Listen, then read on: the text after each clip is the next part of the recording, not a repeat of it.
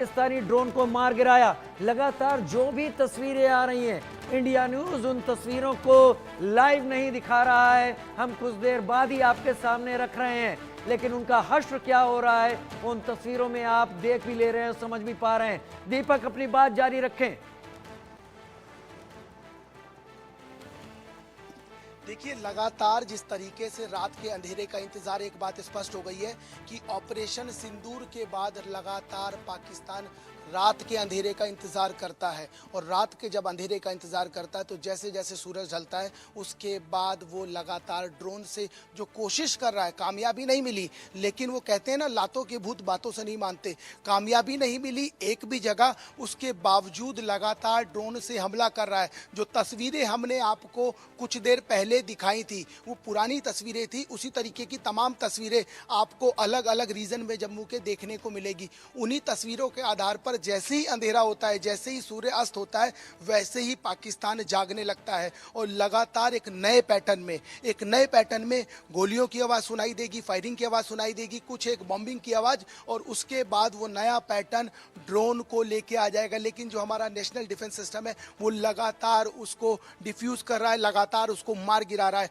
और सबसे बड़ी बात यह है कि इतना सब होने के बाद भी पाकिस्तान बाज नहीं आ रहा, पाकिस्तान फिर वही हरकत कर रहा है, क्योंकि जो दूसरे इलाके हैं, चाहे पुंछ की बात हो, चाहे राजौरी की बात हो, उन सब जगह भी ड्रोन देखे गए हैं और उन सबको भी मार गिराया गया है। उसके बावजूद पाकिस्तान बाज नहीं आ रहा, तो समझा जा सकता है कि अब की स्थिति में, जिस तरीके से आपने कुछ ग्रामीणों को भी सुना, ये सब भी कह रहे हैं कि पाकिस्तान ऐसे बाज नहीं आएगा, उसको जवाब बराबर का देना पड़ेगा।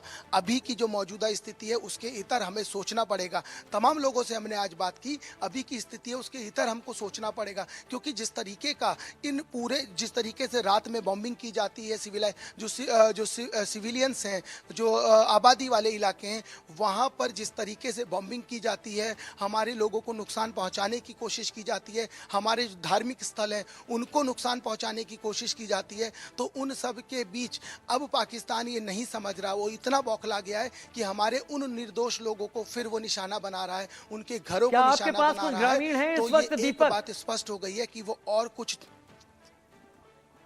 जी मैं कोशिश करूंगा उनसे बात करने की और समझने की कोशिश करूंगा कि वो क्या सोचते हैं और किस तरह की स्थिति है, वो अब क्या चाहते हैं। क्योंकि मौजूदा स्थिति में यह है कि लगातार भारत जो गांधी की बात करता है, अभी वो इसी के रास्ते पे। अब ये लोग चाह रहे हैं, जब इनसे बात हुई तो ये चाहते हैं कि भगत सिंह, चंद्रशेखर, राजगुरु, सुखदेव बनना पड़ेगा। तो क्या वाकई उसी पैटर्न पे चल के पाकिस्तान से बदला लिया जा सकता है?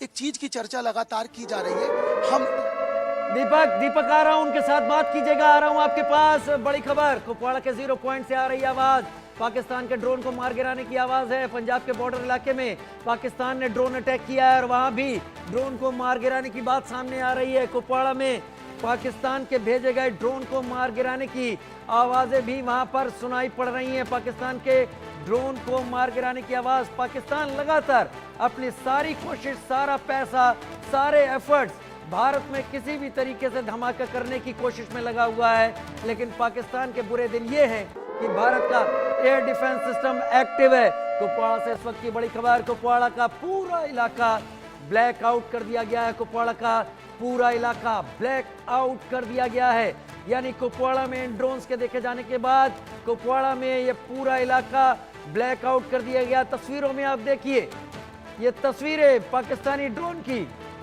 भारत इन्हें एक एक करके मार गिरा रहा है। आशिक मीर मेरे साथ लगातार इस वक्त जुड़े हुए हैं। आशिक मीर, कुपवाड़ा का आशिक मीर मेरे साथ बने हुए हैं, मनोज मनु भी बने हुए हैं। आशिक, क्या कुपवाड़ा में सभी लोगों को कह दिया गया है कि अपने घर में रहें, लाइट पूरी तरीके से ऑफ कर दी गई है वहां पर, ड्रोन की जो खबर हम दे रहे हैं, और उसके बारे में क्या जानकारी?